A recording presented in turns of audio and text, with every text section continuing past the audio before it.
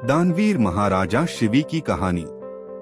आप सभी प्रियजनों स्वागत है हमारे चैनल जीवन मंथन में। आज हम दानवीर महाराजा शिवी की कहानी सुनेंगे, जिन्होंने एक कबूतर के प्राणों की रक्षा के लिए अपने शरीर का मांस काट काट कर और अंत में पूरा शरीर ही बांस को खाने के लिए दे देते हैं। अगर आपने अभी तक हमारे चैनल को सब्सक्राइब नहीं किया है तो जरूर करें, क्योंकि ऐसी ही नई नई धर्म, ज्ञान और पुराण की कहानियां हम आपके लिए लाते रहेंगे। पुरुवंश में जन्मे उशीनर देश के राजा शिवी बड़े ही परोपकारी और धर्मात्मा थे। परम दानवीर राजा शिवी के द्वार से कभी कोई खाली हाथ नहीं जाता था। प्राणियों के प्रति राजा शिवी का बड़ा स्नेह था। उनके राज्य में हमेशा सुख, शांति और स्नेह का वातावरण सदैव बना रहता था। राजा शिवी की चर्चा स्वर्गलोक तक होती थी। देवताओं के मुख से राजा शिवी की इस प्रसिद्धि के बारे में सुनकर इंद्रदेव और अग्निदेव को विश्वास नहीं होता था, तो उन्होंने महाराजा शिवी की परीक्षा करने की ठानी। उनकी परीक्षा लेने के लिए इंद्रदेव और अग्निदेव ने एक युक्ति सोची। अग्निदेव ने कबूतर का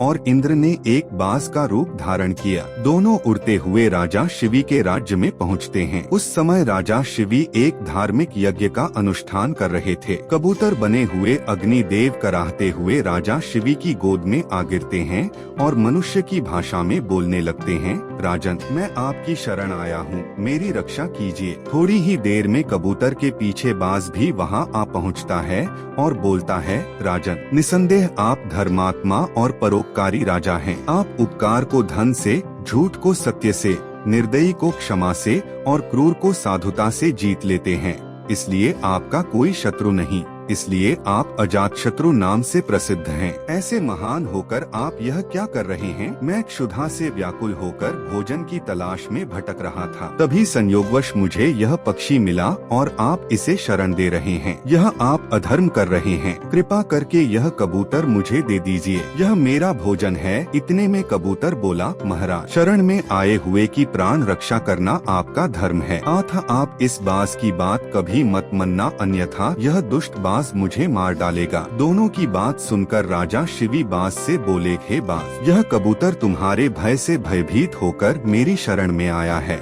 यह मेरा शरणार्थी है। मैं अपनी शरण में आए हुए शरणार्थी का त्याग कैसे कर सकता हूँ? जो मनुष्य भय, लोभ, ईर्ष्या, लज्जा या द्वेष से शरणागत की रक्षा नहीं करते या उसे त्याग देते हैं, उन्हें ब्रह्महत्या के समान पाप लगता है। सभी जीवों को अपने प्राण प्रिय होते हैं। समर्थ और बुद्धिमान मनुष्यों को चाहिए कि असमर्थ व मृत्यु भय से भयभीत जीवों की रक्षा करें।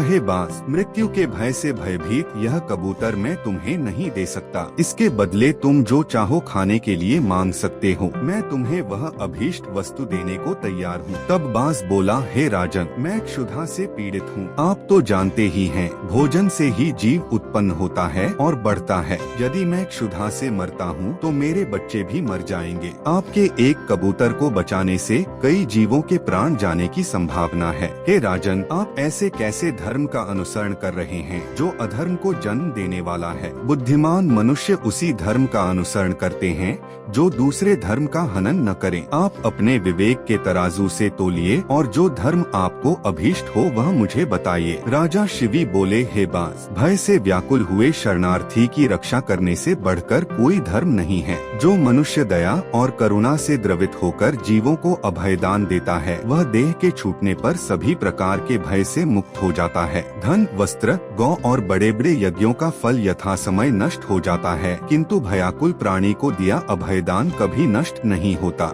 मैं अपने संपूर्ण राज्य और इस देह का त्याग कर सकता हूँ, परंतु इस भयाकुल पक्षी को नहीं छोड़ सकता। हे बाज, तुम्हें आहार ही अभीष्ट है तो जो चाहो सो आहार के लिए मांग सकते हो। बाज बोला, हे राजन, प्रकृति के विधान के अनुसार कबूतर ही हमारा आहार है। आप इसे त्याग दीजिए। तब महाराज शिवी ने कहा, हे बाज, मैं भी विधान के विपरीत नहीं जाता। शास्त्र कहता है, दया धर्म का मूल है, परोपकार शुभ है और दूसरों को पीड़ा देना पाप है। अतएव तुम जो चाहो सो मैं तुम्हें दे सकता हूँ, परंतु ये कबूतर नहीं दे सकता। तब बाज बोला, ठीक है राजन, यदि आपका इस कबूतर कबूतर के प्रति इतना ही प्रेम है तो मुझे ठीक इसके बराबर तोलकर अपना मांस दे दीजिए, जिससे मैं अपनी क्षुधा शांत कर सकूं। मुझे इससे अधिक और कुछ नहीं चाहिए। प्रसन्न होते हुए राजा शिवी ने कहा, हे बास, तुम जितना चाहो उतना मांस मैं देने को तैयार हूँ। यदि यह क्षणभंगुर देह धर्म के काम न आ सके तो इसका होना व्यर्थ है। यह कहकर राजा ने तराजू मंगवाया और उसके एक पलड़े में कबूतर को बिठा दिया और दूसरे पलड़े में वह अपना मांस काट कर रखने लगे। लेकिन कबूतर का पलड़ा जहाँ का तहाँ रहा। महाराज शिवी और दरबार में उपस्थित लोग आश्चर्य में पड़ जाते हैं। तब अंत में राजा शिवी स्वयं उस पलड़े में बैठ गए और बोले, हे बास, ये लो मैं तुम्हारा आहार तुम्हारे सामने बैठा हूँ। इतने में आकाश से पुष्प वर्षा होने लगी, मृदंग बजने लगे। स्वयं भगवान अपने भक्त के इस अपूर्व त्याग को देखकर प्रसन्न हो रहे थे। यह देखकर राजा शिवी विस्मय से सोचने लगे कि इस सब का क्या कारण हो सकता है। इतने में वह दोनों पक्षी अंतर्ध्यान हो गए और अपने असली रूप में प्रकट हो गए। इंद्रदेव ने कहा, हे राजन, आपके जैसा धर्मपरायण और त्यागी मैंने कभी नहीं देखा। इंद्रदेव ने सारी कथा महाराज शिवी का विस्तार से बताया कि मैं बाज बना और अग्निदेव कबूतर बने थे। हम दोनों ही आपके त्याग की परीक्षा लेने आए थे। हे राजन, ऐसे मनुष्य विरले ही होते हैं जो दूसरों के उपकार के लिए अपने प्राणों का भी मोह नहीं करते। ऐसा मनुष्य उस लोक को जाता है जहाँ से फिर लौटना नहीं पड़ता है। अपना पेट पालने के लिए तो पशु भी जीते हैं, किंतु अभिनंदनीय तो वही मनुष्य है जो दूसरों के हित के लिए जीता है। इतना कहकर इंद्र और अग्निदेव स्वर्ग को चले गए। राजा शिवी ने अपना यज्ञ पूरा किया